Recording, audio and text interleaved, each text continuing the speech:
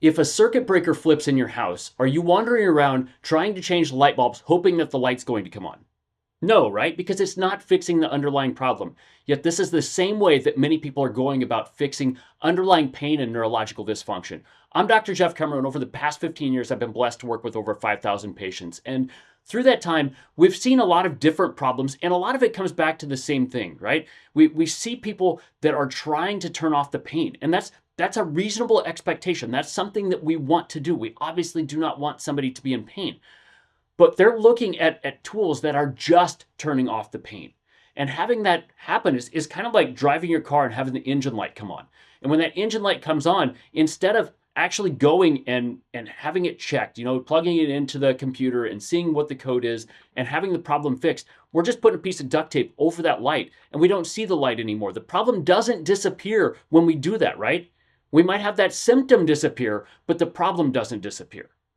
And yet this is what we do in so many ways when we're starting to take pain medications. There's a lot of studies that are coming out that are showing that when we use NSAIDs or anti-inflammatories early on in the process, we're setting ourselves up for chronic pain. When we use pain medications early in the process, we're setting ourselves up for chronic pain. When we use some of these other methods of turning down the pain and just dampening down that signal, we set ourselves up for chronic pain. And the underlying issue is not being addressed there, right? We're not getting that function back to where we need it to be. Instead, we're just turning down that signal. We're turning down the symptom so we don't notice it anymore. And we think that we've got the problem fixed.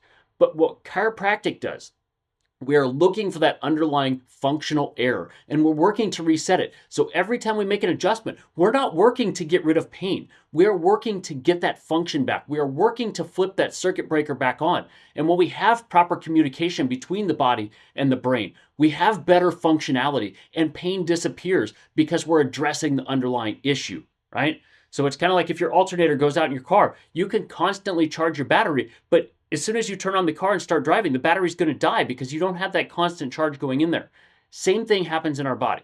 When we don't have the proper signals reaching from the brain to the body or the body to the brain, we don't have muscle firing in the proper time or sequence or patterning. And all of these other things lead to breakdown of the joints. The joints are not being used in the way that they're supposed to. The muscles are not being used in the way that they're supposed to. And they start increasing the amount of inflammation that's in that area.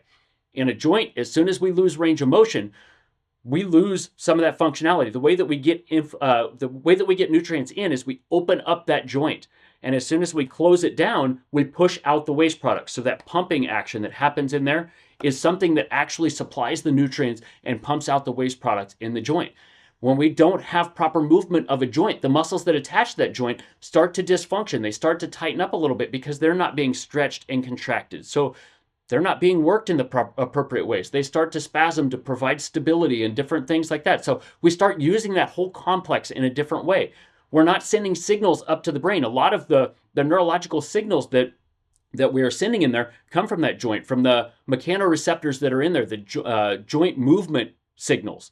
So as we start to move that sends a signal up to the brain that we're actually doing something. And when we have all of that, malfunctional, when we have it not functioning in the ways that it is supposed to, we get increase in dysfunction, we get increase in inflammation, and sooner or later we get degeneration in there. So we've got to go back through that process. We've got to stop the degeneration. We've got to get rid of the inflammation. We've got to get proper signaling back there. That's ultimately what the adjustment does. And this is a problem that I see so frequently throughout here is, I went and I took anti-inflammatories and it got me through the first 4 to 6 months of this, and now it's just too bad and I can't take it anymore. It's continually getting worse and worse, right?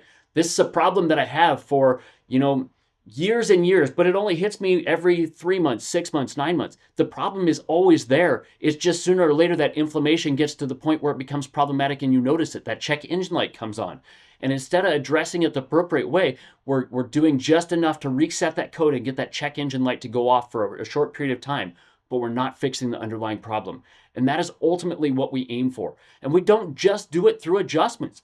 We want to make sure that you are getting adjusted and have motion through there. We want to make sure that your muscles are working the way that they're supposed to. We want to make sure that you have the metabolic function that you have. If you don't have enough energy, it's going to be hard to fix anything. If you don't have enough energy, it's going to be hard to sustain anything.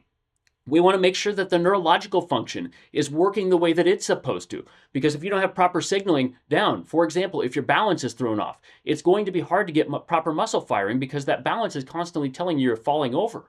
So you get spasms in certain areas to keep yourself upright. So we've got to have all of these systems working together. And chiropractic works phenomenally for each of them when addressed separately. The adjustment is not the answer for all of these individually. But the adjustment is a very, very big part of getting that communication to where everything can work together. It's the integrating factor in all of that. So if you have questions, by all means, reach out. As you know, I love to talk about this stuff. I could talk about it all day. And in fact, I do, right? So if you have questions, reach out to me. Otherwise, I will catch you on next week's video. I really appreciate your time and attention. I know those are your greatest resources. I don't take that for granted. And I will see you soon.